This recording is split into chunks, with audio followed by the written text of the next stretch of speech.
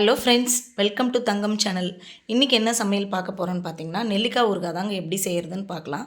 நெல்லிக்காய் சாப்பிட்றது ரொம்ப ஆரோக்கியமான விஷயம், நமக்கு எல்லாம் தெரிஞ்சது தான். நெல்லிக்காய் பச்சையாக சாப்பிடாதவங்க இந்த மாதிரி தாளித்து சாப்பிடுங்க, கண்டிப்பாக ரொம்ப விரும்பி சாப்பிடுவாங்க. அடுப்பை பற்ற வச்சுக்கலாம். கடாய் நல்லா காஞ்சி வந்துடுச்சு.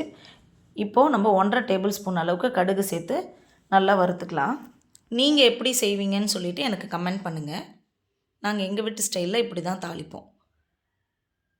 இப்போது அது நல்லா வறுபடட்டும். சிம்மில் வச்சுருக்கேன். இப்போ நெல்லிக்காவை நான் இந்த மாதிரி ஷேப்பில் கட் பண்ணி எடுத்துருக்கேன். நீங்கள் முழுசாக வேணும்னாலும் கீரல் போட்டு அப்படியே எடுத்துக்கலாம். கடுகு நல்லா பொரிஞ்சு வந்திருக்கு. பொரிஞ்சு வெடிக்கும். அந்த ஸ்டேஜில் நம்ம வேறு ஒரு பாத்திரத்தில் மாற்றிடலாங்க. நான் மிக்ஸி ஜார்லேயே மாற்றிக்கிறேன்.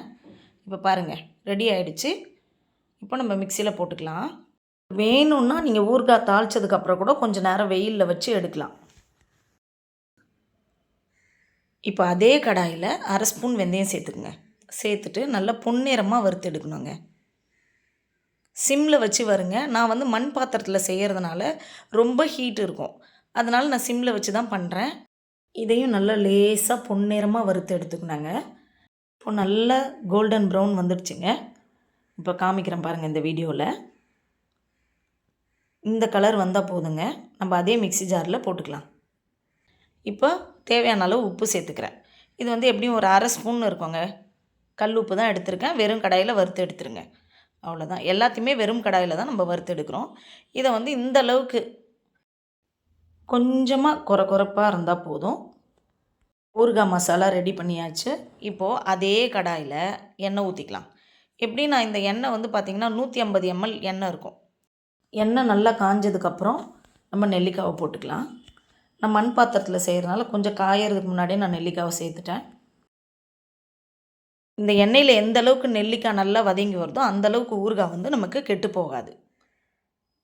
இப்போ பாருங்கள், நல்லா சுருண்டு திரண்டு வரணும். எண்ணெய் வந்து பிரிஞ்சு மேலே வருங்க.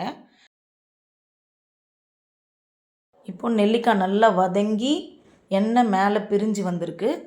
இப்போ நம்ம என்ன பண்ணலாம், எல்லா மசாலாவையும் சேர்த்துக்கலாம். 1 டேபிள் ஸ்பூன் கார மிளகாய் தூள் சேர்த்து நல்லா வதக்கி விடுங்க. உங்களுக்கு காரமும் எண்ணெயும் கூடுதலாக வேணும்னா நீங்கள் சேர்த்துக்குங்க. இதையும் நல்லா கலரிடலாங்க. கலரிட்டு ஊறுகாய் கலர்ஃபுல்லாக இருக்கணுன்றதுக்காக நான் 1 ஸ்பூன் காஷ்மீரி சில்லி பவுடர் சேர்த்துக்கிறேன். இதையும் நல்லா வதக்கி விட்டுடலாம். இப்போ நல்லா வதங்கி வந்திருக்குங்க. இந்த ஸ்டேஜில் நம்ம அரைச்சி ரெடி பண்ணோம் இல்லைங்களா, அது நான் 1.5 டேபிள் ஸ்பூன் அளவுக்கு, அதாவது கடுகு, வெந்தயம், கல் உப்பு இது எல்லாத்தையும் அரைச்சி வச்சுருந்தோம். இப்போ நான் அந்த பவுடரை வந்து 1.5 டேபிள் ஸ்பூன் நான் சேர்த்துக்கிறேன். சேர்த்துட்டு நல்லா வதக்கி விட்டுறணுங்க. வதக்கணுன்னாக்கா எப்படியும் ஒரு 10 நிமிஷம் வதக்கினா போதும்.